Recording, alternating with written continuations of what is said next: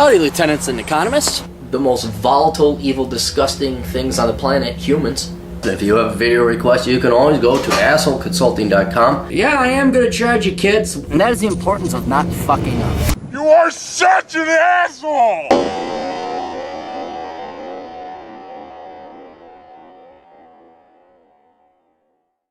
Hey all. Hey Aaron, thanks for your... Oh, well, go down here. Here we go. Alright, let's get our act together. How are you doing, Asshole Consulting? I've watched several of your videos and they all give me a better perspective in terms of career options, plus a good amount of entertainment.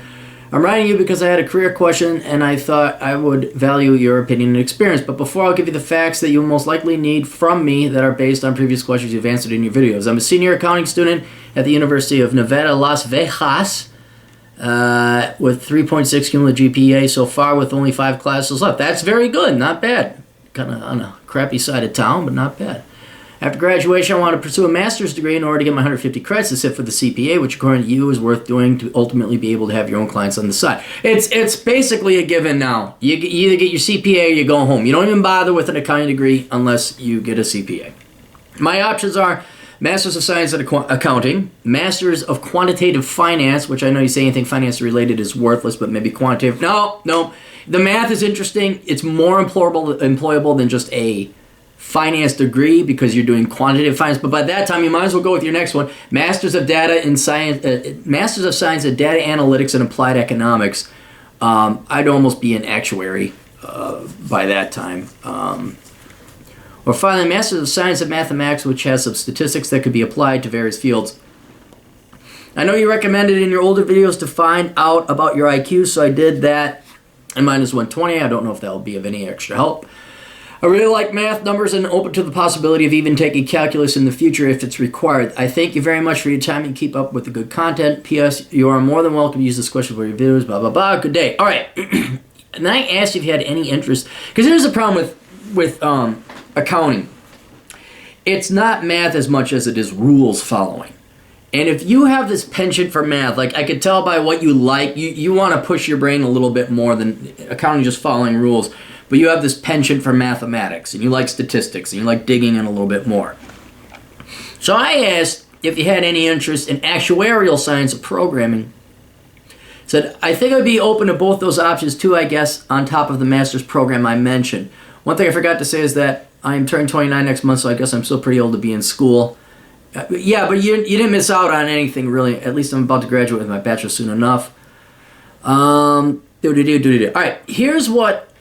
It's going to take a little bit of requirement and research on you, on your part. But you're going to have to sit down and figure out... So you need your 150 credits to sit for the CPA exam. The logical choice would be your master's in accounting, because it's just going to better prepare you for the CPA. It's going to... you'll have to study for the CPA on top of it, but it'll be a master's in accountancy. It's going to help you with your employment. And that is your traditional, straight, boring route to go. What you may want to consider, though, to kind of scratch that itch you got for your math, is maybe actuarial science. Now, under only one condition, if pursuing a master's in actuarial science would also then meet the 150 credits for you to sit for the CPA.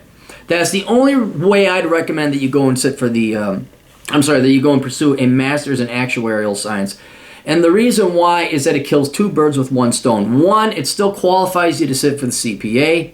Well, three birds with 1 stone. It qualifies you to sit for the CPA. So, like I said, you're going to have to do the research to see, will those classes get me allowed to, according to the Accountancy Board of Nevada, will I be able to sit for it? So you get to sit for the CPA. It'll scratch your mathematical itch. And then 3, it'll open up a whole other employment, career, profession, industry for you in terms of insurance becoming an actuary. So for whatever reason, if you don't make it as a CPA or accounting just isn't your cup of tea, although by now I'd imagine you know if it isn't or it is or isn't, then you got this good, solid plan B where you could go and become an actuary. The only thing I'm concerned about that plan, versatile as it is that you're going to have to study a little bit more for your CPA. If you got your master's in accountancy, that would certainly prepare you better for taking the CPA than a master's in actuarial science. But if you're the type to do it, to sit down and study, go through a CPA prep course, I think you could pull off the actuarial science as well. Then you're going to, now, assuming this all goes without a hitch, you get your master's in actuarial science. It does qualify you for sitting for the CPA. You get your CPA. Well, then you got a choice ahead of you. Like, okay, do I go CPA route? Do I go actuarial science route? But it's good to have more options than less. But that is what I'd recommend you pursue, assuming it's possible. So again, it's going to require some research on your part. Find out if a master's degree in actuarial science will qualify you to sit for the CPA. Understand you're also going to have to study a little bit more for the CPA, taking the CPA test. But then you could come out with effectively 2 options instead of 1, solely being an accountant.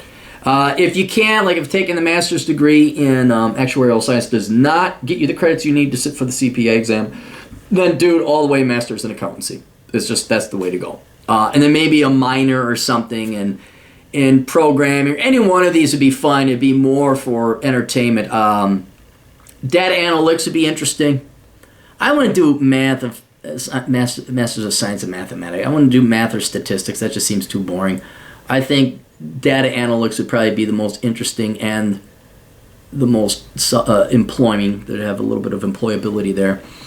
You could do a minor in quantitative finance if you want. That is interesting math. That is interesting math. You can learn a little bit of programming there. And I'd avoid just the general minor in math. It just seems, unless you're really that theoretical, yeah. Statistics, same thing. I mean, none of them are bad, especially if they're minors. I'm just trying to think of something that is math, but then also has some practicality at the end of it. So you go in as a CPA. Oh, but I program these. I know SQL.